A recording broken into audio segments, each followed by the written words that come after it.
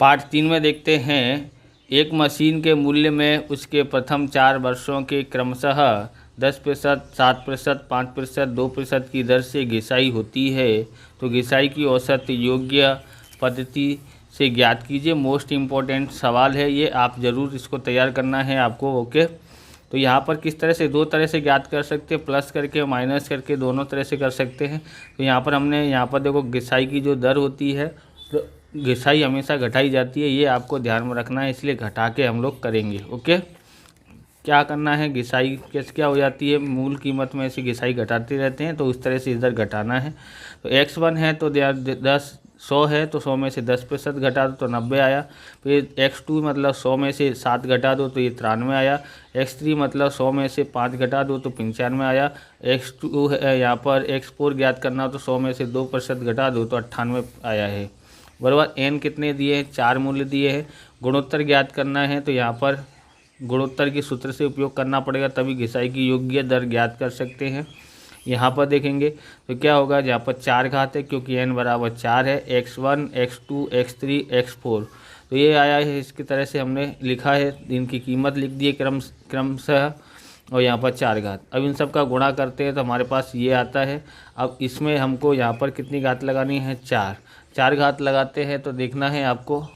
तो देखो इसका कैसा करना है, यहाँ पर 4 घात है ना, तो इसलिए हमने पहले सबसे पहले वर्गमूल का निशान दबाएंगे। तो ये एक बार दबाया तो हमारे पास ये आता है, बराबर। यहाँ पर 88 27.49 है तो 28 27 496 लिख देते हैं। यहाँ से 3 अंक ले लेते हैं, बराबर।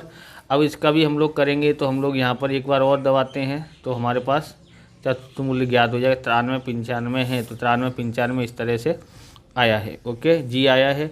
घिसाई प्रतिशत में ज्ञात करनी है तो 100 में से जी घटा देते हैं, यानी कि 100 माइनस से 93.95 तो 6%, इसमें से 6.05 इसका आंसर आता है। ओके, आप इस प्रकार के वीडियो देखना चाहते हैं तो डिस्क्रिप्शन में लिंक दिए अकाउंट स्टेट के अलग अलग चैप्टरों की, वहाँ से आप देख सकते हैं। चैनल पर नए, चैनल को सब्सक्राइब करना, क्योंकि हम इस प्रकार के वीडियो बनाते रहते हैं। अगर ज़्यादा व्यू आते हैं, लाइक सब्सक्राइबर ज़्यादा होते हैं तो हम अकाउंट का भी बनाने की कोशिश करेंगे, इसलिए ज़्यादा से ज़्यादा बच्चों को शेयर करें और लाइक सब्सक्राइबर भी करवाते रहें। अगला सवाल देखते हैं, यहाँ पर दिया गया है दूसरा सवाल। एक वर्ग के 8 विद्यार्थियों द्वारा गत मास में पढ़े हुए पुस्तकों की संख्या निम्न है, 2, 1, 5, 9, 1, 3, 2, 4। उस पर से गुणोत्तर माध्य का उपयोग करके पढ़े हुए पुस्तकों की औसत संख्या ज्ञात कीजिए। उत्तर है जी बराबर, तो ये 8 लोग हैं इसलिए 8 घात लगाएंगे। गुणोत्तर ज्ञात करना, x1 गुणा x2 गुणा x3 गुणा x4 गुणा x5 गुणा x6 गुणा x7 और x8, इन सबको हम लोग यहाँ पर लिख देते हैं और यहाँ पर इन सब का गुणा करते हैं तो इस तरह से आता है। अब इसको कैसे ज्ञात करना है देखो, तो हम लोग कैसे ज्ञात कर सकते हैं, कितना दिया था, यहाँ पर दिया था 2160। ओके, 2160 लिखा है। वर्गमूल का निशान दबाना है, तो वर्गमूल का निशान दबाओगे तो सबसे पहले यहाँ पर कितनी बार दबाना पड़ेगा, तो यहाँ पर देखना है तुम आपको कि कितनी घात है, 8 घात है। तो 2 की कितनी घात है, समझ के 8 घात है। ओके, कितनी घात है, 8 घात। तो क्या होता है कि 2 की 3 घात होगी ना तो 8 आता है, यानी कि हमको वर्गमूल का निशान 3 बार दबाना है। कितनी बार दबाना है, 3 बार दबाना है। ये वस्तु आपको ध्यान में रखनी होगी। तो इसमें हम लोग दबाना, एक आया इतना, दूसरी बार, फिर तीसरी बार, कितना है 2.61, तो 2.61 ध्यान रखना है। 8 हो तो 3 बार दबाने का है, 16 हो तो 4 बार। ओके, और 4 हो तो 2 बार दबाते हैं। ये वस्तु आपको ध्यान में रखें तो ये सवाल आराम से आ जाएंगे। इंपॉर्टेंट सवाल है, मोस्ट इम्पोर्टेंट है, ज़रूर तैयार करना है। अगला देखते हैं, एक परफ्यूम उत्पादन मशीन में भरी बोतल में परफ्यूम की मात्रा का माध्य 29.6 मिली और 30.4 मिली के बीच होना चाहिए। जांच हेतु के लिए 7 बोतलों में परफ्यूम की मात्रा मिली में निम्नलिखित है: 30.2, 28.9, 29.2, 30.1, 29.4, 31.3, 31.4। क्या मशीन योग्य रूप से कार्य कर रही है? n बराबर 7, x बार बराबर सिग्मा x बट्टे में n, x बार बराबर 30.2, ये सबको हम लोग, ये सब लोग जोड़ देते हैं तो ये तो आपको आता ही होगा, बट्टे में 7। तो बराबर इसका सबका टोटल किया तो ये आया, 7 से भाग दिया तो ये आया 30.07 मिली आया है। तो परफ्यूम माध्य जो 30.07 दिया है, अंतराल 26.6 से 30.4 के बीच में है। ये जो किसके बीच में है, 29.6 से 30.4 के बीच में है, इसलिए मशीन योग्य कार्य कर रही है। बराबर, इन यहाँ पर ये दिया था, इसके आधार पर हम लोग देखते हैं, तो ये इसके बीच में ही इसका आंसर आया है। ओके, आगे देखते हैं। चौथा है, यदि x/8 2x 16x 64x का गुणोत्तर माध्य 20 हो तो x की ज्ञात कीजिए। तो गुणोत्तर माध्य का सूत्र है g बराबर, इसमें कितने दिए, 1 2 3 4 दिए हैं, तो यहाँ पर 4 लिखा है, x1 गुणा x2 गुणा x3 गुणा x4, और यहाँ पर n बराबर 4 है। बराबर, यहाँ घात क्या आती है, n घात आती है सूत्र के अनुसार। ओके, तो यहाँ पर 4 घात हो गई। ये गुणोत्तर माध्य दिया है, ये लिखा है इस तरह से। अभी हम लोग क्या करेंगे, यहाँ पर इससे काट डालते हैं, 8 से इसको काट डालते हैं, 8 दूनी 16, सबका गुणा कर देते हैं, 2 दूनी 4 और 16 64 गुणा 4 करते हैं तो 256 आता है। 256 x की 4 घात, क्योंकि x की 4 घात हो गई। अब इसका चतुर्थ मूल्य निकालेंगे तो x की 4 घात है, उसका चतुर्थ मूल्य तो हो जाएगा x की 2 घात, या फिर आप देखेंगे पहले तो हम लोग एक बार वर्गमूल करेंगे, तो इसका वर्गमूल कितना होता है, 16, 16 का वर्गमूल कितना होता है, 4। बराबर, वर्गमूल करते हैं तो 2 घात रह जाती है, उसका वर्गमूल करेंगे तो 4x आ जाता है। तो आपको इतना तो आता ही होगा। अब ये 4 इसके बट्टे में पहुंच जाता है, और x बराबर हमको 4 से भाग दे के प्राप्त हो जाता है। x बराबर कितना है, 5 होता है।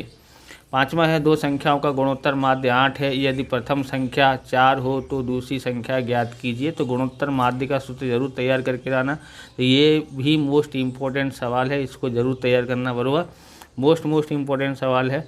अब यहाँ पर देखेंगे x1 और x2 हो गया है कि बराबर, तो x1 और x2 बराबर, दो घात आ जाएंगी, तो 2 घात लिखने की ज़रूरत नहीं, क्योंकि इसका मतलब ही 2 घात होता है। ओके, वर्गमूल करना पड़ेगा। गुणोत्तर दिया है 8, जिसमें से एक संख्या दी गई है, दूसरी संख्या ज्ञात करनी है। अब इसका वर्गमूल करते हैं, या फिर आप वर्गमूल नहीं करना जानते हैं तो दोनों साइड इसका वर्ग कर देने का। इसका वर्ग किया 64, इसका वर्ग से वर्गमूल हट जाता है, तो 4 गुणा x की 2 घात, 4 इसके बट्टे में आ जाता है, और यहाँ x2 रह जाता है, तो 4 से भाग देंगे तो 16 चौक 64 होता है, यानी x2 बराबर हमारे पास 16 आया है। दूसरी संख्या कौन सी होगी, 16 है। मोस्ट इम्पोर्टेंट है, जरूर तैयार करना है। एक राज्य के 4 वर्षों में आर्थिक विकास दर 2%, 2.5%, 4%, 3% की दर का विकास औसत दर योग्य औसत द्वारा ज्ञात कीजिए। यहाँ पर दिया है x1, यानी ये है x2, या फिर यहाँ पर देखो विकास दर जो बताना है, यानी विकास दर में क्या होता है, प्लस होता है कि माइनस होता है, तो प्लस होता है, इसलिए 100 में इसको 2 जोड़ेंगे x1 हो जाता है, 100 में हम 2.5 जोड़ेंगे तो 102.5 हो जाता है, 100 में हम 4 जोड़ेंगे तो 104 हो जाता है, 100 में हम 3 जोड़ेंगे तो 103% हो जाता है। गुणोत्तर ज्ञात करना है, क्योंकि 4 है इसलिए 4 घात आ जाएगी। यहाँ पर यानी सूत्र लगाना हो तो n घात, ऐसे लगाते n, है ना, x1 गुणा x2 गुणा x3 गुणा x4। यहाँ पर देखेंगे तो ये हमारे पास 4 घात है, इन सब का गुणा कर देते हैं, तो गुणा कर देते हैं तो हमारे पास आता है ये। तो हमको कितनी बार वर्गमूल का निशान दबाना है, 2 बार, तो एक बार दबाते हैं तो हमारे पास ये आता है। ओके, और दूसरी बार दबाते हैं तो हमारे पास ये आता है। यहाँ पर एक बार दबाते हैं तो यहाँ पॉइंट आएगा यहाँ पर। ओके, यहाँ पर पॉइंट आता है, और फिर हम लोग फिर से दबाते हैं दूसरी बार तो हमारे पास आता है 102.87। अब विकास दर ज्ञात करनी हो तो देखो यहाँ पर प्लस किया है, बराबर, 100 में प्लस किया है तो इसलिए 100 को माइनस करना पड़ेगा। बराबर, ऊपर में हमने देखा था और उसमें घिसाई में तो उसमें हमने क्या बोलते हैं 100 में से जी घटाया था, क्योंकि हमने जो दर दी थी उसको घटाया था 100 में से। यहाँ पर हम लोग 100 में जोड़ रहे हैं, इसके लिए यहाँ उल्टा हो जाएगा, जी में से 100 घटा दो, तो जी ये दिया है 102 और 100 घटाते हैं तो 2.87। 4 राज्यों का विकास दर 2.87% गुणोत्तर माध्य है। आगे देखते हैं कंपनी की दैनिक बिक्री का माध्य 126.2 है। एक नए विज्ञापन नीति अपनाने के पश्चात 10 दिनों की बिक्री के आंकड़े निम्नलिखित हैं। तो यहाँ पर आंकड़े दिए हुए हैं। तो एक कंपनी की दैनिक बिक्री माध्य 126.2 है। नए विज्ञापन नीति अपनाने के पश्चात 10 दिनों में बिक्री के आंकड़े निम्नलिखित हैं। ये दिए गए हैं। विज्ञापन नीति में बिक्री का माध्य बड़ा है या नहीं है वो ज्ञात करना है। तो यहाँ पर आपको ये एक्स बार बराबर सिग्मा एक्स बट्टे में एन, ये तो आता ही हो, सबको जोड़ना है और 10 से भाग देंगे तो इतना आ जाता है। पुराना माध्य जो था 126.2 था, नया माध्य 138.9 आया है। विज्ञापन नीति के बाद बिक्री के माध्य 138.9 मिला है, जिससे विज्ञापन नीति से बिक्री के माध्य में वृद्धि हुई है, ऐसा हम कह सकते हैं। 8वां है, एक कक्षा के 34 छात्रों द्वारा प्राप्त गुणांक का माध्य 57 है। यदि उससे कक्षा के सभी 60 विद्यार्थियों के अंकों का माध्य 59 हो तो लड़कियों द्वारा प्राप्त अंकों का माध्य ज्ञात कीजिए। बराबर। तो यहाँ पर देखोगे N1 हमारे पास 34 है और x बार 2 हमारे पास 57 है, N2 26 है, यहाँ पर दिया गया है। ओके, x बार 2 हमको ज्ञात करना है। तो सभी 60 विद्यार्थियों को अंकों का माध्य ज्ञात करना, माध्य जो है 160 है, ऐसा बता रहा है। यानी हमको मिश्र माध्य दिया है, मिश्र माध्य 160 दिया है। तो मिश्र माध्य का सूत्र लगाएंगे N1 गुणा x बार 1 प्लस N2 गुणा x बार 2, N1 प्लस N2 बट्टे में है। तो ये मिश्र माध्य को यहाँ लिखा है कीमत, ये N1 है 34 और ये x1 है, x बार 1 है 57। इसी तरह से इन दोनों को लिखा है। तो यहाँ पर x2 तो है ही नहीं, x बार 2 नहीं है, इसलिए लिख दिया इतना। N1 और N2 लिख दिया है। इसका गुणा करते तो इतना आता है, इसका गुणा करते तो 26 x बार 2, इन दोनों को जोड़ते हैं 60, ये इधर गुणा में जाएगा। ओके, और गुणा में कर दिया है तो यहाँ पर ये आएगा, फिर इसको हम लोग इधर लेके आएंगे तो माइनस का हो जाएगा। फिर ये 26 x बार 2 क्या कर देते, घटा देते, 1602 आता है और ये 26 है, इसके बट्टे में आ जाएगा इधर, बराबर x2। ओके, x2 मतलब अब लोग ज्ञात करते, x बार 2 ज्ञात करते हैं तो इसको इस भाग दे देते हैं, तो हमारे पास आता है 61.62। लड़कियों द्वारा प्राप्त अंकों का माध्य 61.62 होगा। एक सूचना में 50 अवलोकनों का माध्य 37 था। बाद में ज्ञात हुआ कि एक अवलोकन मूल्य 50 गलत लिख लिया गया था। इस अवलोकन के पश्चात शेष अवलोकन का माध्य ज्ञात कीजिए। n बराबर 50, x बार बराबर 35 है और गलत अवलोकन 50 है, इसमें हमने ऐसा लिखा हुआ है। x बार का सूत्र होता है सिग्मा x बट्टे में n। हमारे पास ये दिया है 35 और ये हमको पता नहीं है, तो यहाँ पर n बराबर 50, ये इधर जाएगा तो x सिग्मा x बराबर कितना आता है, x कितना आएगा 35 गुणा 50, तो सिग्मा x बराबर आता है, इन दोनों को गुणा करते हैं 1750। और नया xi ज्ञात करेंगे क्योंकि हमने यहाँ पर गलत अवलोकन लिया था, तो गलत को घटा देते हैं तो हमारे पास आ जाता है ये, बराबर। नया अवलोकन 50 में से 1 घटाते तो 49, नया माध्य जो आएगा सिग्मा x बट्टे में n, सिग्मा x बट्टे में n, तो 1700 बट्टे 150 भाग देते हैं तो 34.69 आता है। 10वां देखते हैं। 10वां हमारे पास है ये अर्थशास्त्र के विषय की एक परीक्षा में एक समूह के 18 विद्यार्थियों में से 3 विद्यार्थी उत्तीर्ण हुए 15 विद्यार्थियों द्वारा अर्जित अंक निम्नानुसार हैं। तो ये अर्जित अंक है, सभी 18 विद्यार्थियों गुणांक का मध्य का ज्ञात कीजिए। तो सबसे पहले इन सबको हम लोग चढ़ते क्रम में लिखेंगे, तो चढ़ते क्रम में ये लिखा हुआ है और चढ़ते क्रम में लिखेंगे तो सूत्र हमारे पास यहाँ दिया है, बराबर। इस तरह से हम लोग क्या ज्ञात करेंगे, यहाँ पर इधर साइड ये हम लोग इधर साइड लिखा है, इसको कैंसिल करते हैं। m बराबर n बट्टे 2 वहाँ अवलोकन प्लस n बट्टे 2 प्लस 1 वहाँ अवलोकन, तो ये 2 से भाग देते हैं। तो ये n बराबर 18 दिया था, तो 18 बट्टे 2, यहाँ पर 18 बट्टे 2 प्लस 1, 2 से भाग देंगे तो 9वां अवलोकन, 2 से भाग देंगे 9 और 1 जोड़ते हैं तो 10वां अवलोकन। 9वां और 10वां अवलोकन देखते 1 2 3 4 5 6 7 8 9, 9वां ये है और 10वां ये है, दोनों को जोड़ लेते हैं।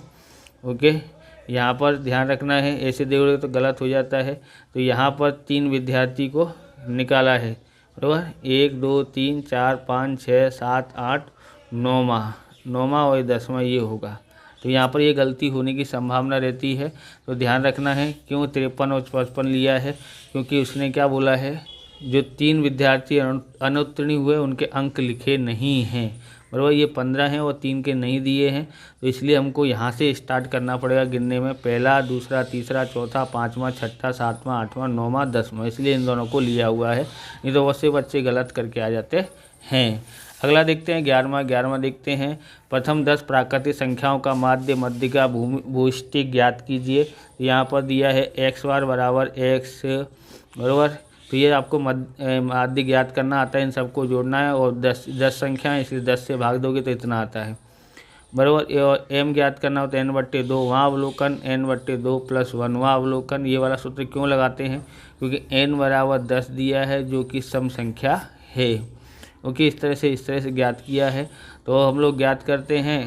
तो पाँचवा अवलोकन गिन लोगे तो पाँचवा ये है, छठा ये है। तो 5 और 6 जोड़े 2 तो 11/2 और 5.8 रहा। ओके, जेड ज्ञात करना है तो 3m - 2x बार ये सूत्र है। और यहाँ पर देखो 3 का 3, m आया था 5.5, 2 का 2 और x बार बराबर भी 5.5। गुणा करते हैं 16.5, गुणा करते हैं तो 11 आता है, इसमें से घटाते तो 5.5 ही आता है। 12वां है, एक रिले रेस की एक टीम में 4 स्पर्धकों की आयु का माध्य 24 वर्ष गिनी जाती है। बाद में मालूम हुआ कि एक स्पर्शक की आयु वास्तव में 27 वर्ष की थी, उसकी 25 वर्ष की आयु गलत लिखी गई है। एक आयु जो है गलत लिखी गई। यदि आयु का माध्य 25 वर्ष से अधिक हो तो निम्नानुसार स्पर्धा में हिस्सा नहीं लिया जा सकता है। उनकी आयु में सुधार करने के पश्चात की क्या वे स्पर्धा में हिस्सा ले सकते हैं? n = 4, x बार = 24, सही प्राप्तांक 27, गलत प्राप्तांक 25 है। सिग्मा x = x बार गुणा n 24 गुणा 4 96।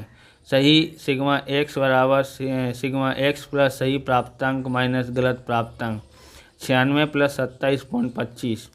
नया xi ज्ञात करना है तो देखो गलत प्राप्तांक घटाते हैं तो सही गलत था 25 और सही प्राप्तांक था 27, तो सही को जोड़ दिया और इसको घटाया तो इधर यहाँ पर देखो 27 में 25 घटाएंगे तो 2 प्लस का हुआ तो 2 इधर जोड़ दो, हो गया 98।